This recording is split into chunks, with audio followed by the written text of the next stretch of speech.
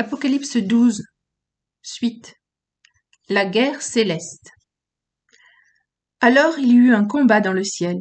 Michael et ses anges combattaient contre le dragon, et le dragon combattait avec ses anges, et ils ne furent pas les plus forts, et leur place ne se retrouva plus dans le ciel. Et le grand dragon, le serpent ancien appelé le diable et Satan, celui qui séduit tout le monde, fut précipité sur la terre, et ses anges furent précipités avec lui. Puis j'entendis dans le ciel une grande voix qui disait « Maintenant sont venus le salut et la force et le règne de notre Dieu et la puissance de son Christ, car l'accusateur de nos frères qui les accusait jour et nuit devant la face de notre Dieu a été précipité. Ils l'ont vaincu par le sang de l'agneau et par la parole à laquelle ils ont rendu témoignage, et ils n'ont point préféré leur vie à la mort. C'est pourquoi réjouissez-vous, cieux, et vous qui y habitez. Malheur à vous, habitants de la terre et de la mer, car le diable est descendu vers vous, en grande fureur, sachant qu'il n'a que peu de temps. Apocalypse 12, versets 7 à 12. Juste avant le milieu des 7 années, le jour où la femme doit fuir afin de se cacher, Satan sera chassé du ciel pour toujours. Michael ou Michel et ses anges entreront en guerre contre le diable et ses anges, et l'armée de Michael prévaudra et jettera Satan et ses serviteurs sur la terre. Une fois que Satan aura été expulsé du ciel, les saints glorifiés du ciel commenceront à adorer et à louer Dieu, déclarant que le salut est enfin venu. Le diable qui cherchait continuellement à dénoncer les croyants de la terre pour les accuser devant Dieu sera enfin abattu. Les saints martyrs résidant maintenant au ciel, revêtus de leur nouveau corps glorieux, ainsi que leurs frères, les anciens, redoubleront de louanges pour Dieu. La défaite de Satan et de ses anges par Michael et ses armées sera accueillie avec des cris de joie. Les martyrs du 5e sceau, les 24 anciens et les 144 000, ainsi que les anges, tous ceux qui appellent le ciel leur demeure, se réjouiront. Mais malheur à la terre. Satan sait que ses jours sont comptés et qu'il sera obligé d'obtenir la coopération des habitants de la terre s'il veut réussir à maintenir sa position sur terre en tant que prince de ce monde et prince de la puissance des airs. Il trompera les habitants de la terre concernant sa véritable identité et l'identité de son faux fils, la bête. Ces deux, le dragon et la bête, alliés aux faux prophètes, constitueront une fausse trinité qui piégera l'humanité par un manège de séduction afin qu'elle les assiste dans une dernière tentative d'usurpation de ce qui appartient à juste titre au Christ, la terre. Avec l'expulsion de Satan du ciel, l'intercession sacerdotale continuelle à l'autel de l'encens dans le ciel, qui était autrefois le ministère essentiel du Christ et de ses frères, le prêtre, les rois, est maintenant terminée, puisque Satan n'a plus accès au ciel pour venir porter des accusations contre les saints sur la terre. Le rôle d'intercession du Christ et des anciens n'aura plus lieu d'être. Je crois que la guerre dans le ciel entre Michael et Satan aura lieu en conjonction avec les 10 jours de persécution des croyants sur terre. La persécution sera initiée par la prostituée sur terre et menée par les habitants de la terre. Les 2/3 des anges de Satan qui sont restés au ciel, ceux qui n'ont pas été jetés sur terre par la queue du dragon, affronteront Michael et ses anges célestes. Le dernier tiers des anges déchus qui ont été jetés sur terre, aidés de l'armée de sauterelles issue de la fosse, nous en verrons plus tard plus à ce sujet, fera tout son possible pour neutraliser l'influence de Dieu à travers les quelques croyants qui restent sur la terre. Le dernier des 10 jours de persécution coïncidera avec Michael, chassant finalement Satan du ciel, et cela coïncidera également avec l'enlèvement des 144 000 d'Israël, qui prendront leur place sur la montagne céleste de Sion. Je crois que la convergence de ces événements aura lieu lors de la fête des premiers fruits, le 30 mars 2021, voire mars 2025. 3 jours et demi avant le point médian du 3 avril 2021, soit avril 2025. Plus loin dans ce livre, je montrerai comment je suis arrivé à la fête des premiers fruits comme étant la date du point culminant de ces événements dans l'Apocalypse. Le prophète Daniel a fait une référence à la guerre céleste entre les armées angéliques de Michael et de Satan quand il a décrit Michael comme se levant. En ce temps-là se lèvera Michael, le grand chef, qui tient ferme pour les enfants de ton peuple, et ce sera un temps de détresse tel qu'il n'y en a point eu depuis qu'il existe des nations jusqu'à ce temps-là. En ce temps-là, ton peuple échappera, savoir quiconque sera trouvé inscrit dans le livre. Daniel 12, verset 1. Le grand prince angélique que Dieu a placé en charge de la nation d'Israël est Michaël. C'est un être spirituel puissant qui se lèvera dans les derniers jours, en déclarant la guerre dans le ciel pour débarrasser le ciel de Satan et de ses serviteurs. Les effets de la guerre dans le ciel se répandront sur la terre. Daniel indique que lorsque Michaël se lèvera, la nation d'Israël connaîtra la pire période de détresse de son histoire. C'est l'effet de la guerre dans les cieux. C'est l'effet que la guerre dans les cieux aura sur le peuple élu de Dieu. Michaël se lèvera, et une fois que Satan sera chassé, les choses empireront avant de s'améliorer pour la nation d'Israël. Daniel parle également de la délivrance que certains des gens de Dieu connaîtront à ce moment-là.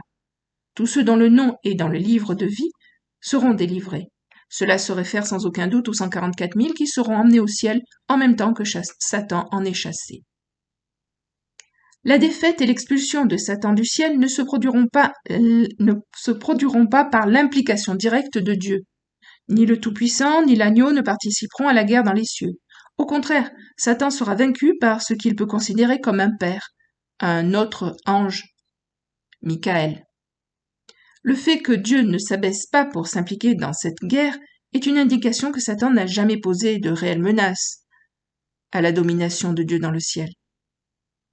Au cours de toutes les années pendant lesquelles Satan et ses anges ont comploté pour obtenir la prise de contrôle du ciel et de la terre, Satan croyait qu'il pourrait éventuellement conquérir et vaincre Dieu et ses hôtes. Il deviendra finalement une victime de son propre orgueil. En comparaison avec Dieu, la puissance et la majesté du dragon ne sont rien. La présence du dragon dans le ciel n'a été tolérée par Dieu que parce que Satan était considéré comme un instrument utile dans le plan et les buts plus vastes de Dieu. Une fois que la présence de Satan au ciel ne sera plus utile à Dieu, Michaël et ses anges couperont court aux activités de Satan et de ses anges, débarrassant le ciel du diable et de ses anges pour toujours. Quel coup dur pour la fierté de Satan.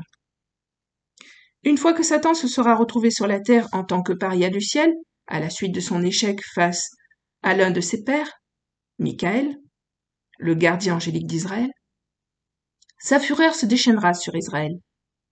Israël deviendra le centre d'attention de la colère du dragon. Cela marquera le début de la fin des temps pour les Juifs, le début de la dernière moitié de la 70e semaine de Daniel et le temps de détresse de Jacob.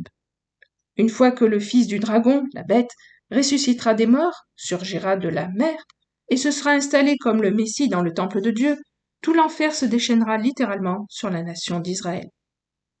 Le jugement commence toujours par la maison de Dieu, et à cause de cela, le jugement de Dieu tombera d'abord dans sa propre maison, dans le ciel, avant qu'il ne juge la terre et ses habitants.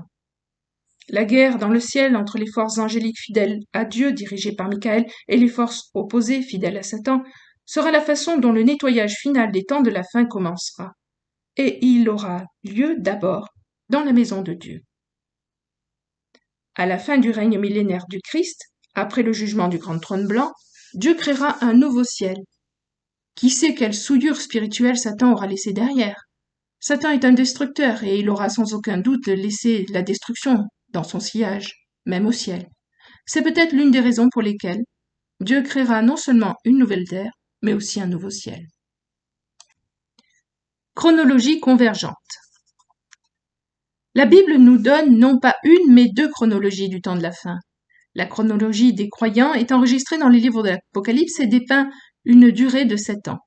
La séquence des événements de la fin des temps pour Israël se trouve dans le livre de Daniel, en particulier dans la prophétie des 70 semaines dans Daniel 9, versets 25 à 27, ainsi que dans Daniel 12. La 70e semaine d'Israël est divisée en deux moitiés de 3 ans et demi chacune. La première moitié de la semaine a déjà eu lieu pendant le ministère de 3 ans et demi du Christ, ne laissant que 3 ans et demi sur la chronologie d'Israël. Les deux échéances, celle pour les croyants et celle pour Israël, se rencontreront à mi-parcours. Dans Apocalypse, le point médian se trouve, entre autres, en Apocalypse 12, lorsque la femme s'enfuit, et le point médian d'Israël se trouve dans Daniel 12, après que Michaël se lève, lorsque le temps de détresse d'Israël commence. Apocalypse 12 et Daniel 12 font référence à l'archange Michaël et à un temps de détresse qui dure un temps des temps et un demi-temps pour Israël. Le point médian de la chronologie de 7 ans pour les croyants, ainsi que le début des 3 dernières années et demie pour Israël, se trouve dans la 4e et dernière vision contenue dans le 12e chapitre de l'Apocalypse. Or, quand le dragon vit qu'il avait été précipité en terre, il poursuivit la femme qui avait enfanté le fils. Mais 2 ailes du grand aigle furent données à la femme pour qu'elle s'envolât au désert, en son lieu, où elle fut nourrie un temps, des temps, et la moitié d'un temps, loin de sa présence du serpent. Et le serpent de sa gueule lança de l'eau comme un fleuve après la femme, afin qu'elle fût entraînée par le fleuve. Mais la terre secourut la femme, et la terre ouvrit son sein, et engloutit le fleuve que le dragon avait lancé de sa gueule. Le dragon s'irrita contre la femme, et s'en alla faire la guerre au reste de sa postérité, qui garde les commandements de Dieu, et qui ont le témoignage de Jésus-Christ. Apocalypse 12, versets 13 à 17. L'une des premières choses que le dragon fera en se retrouvant sur la terre, c'est de vaincre la femme, c'est-à-dire qu'il tentera d'anéantir la nation qui a donné naissance au Messie, la nation que Michael protège. Nous savons, d'après Apocalypse 12, verset 6, que Dieu aura déjà pris des dispositions pour que la femme soit gardée en sécurité dans le désert. On nous dit qu'elle sera dans le désert pendant 1260 jours.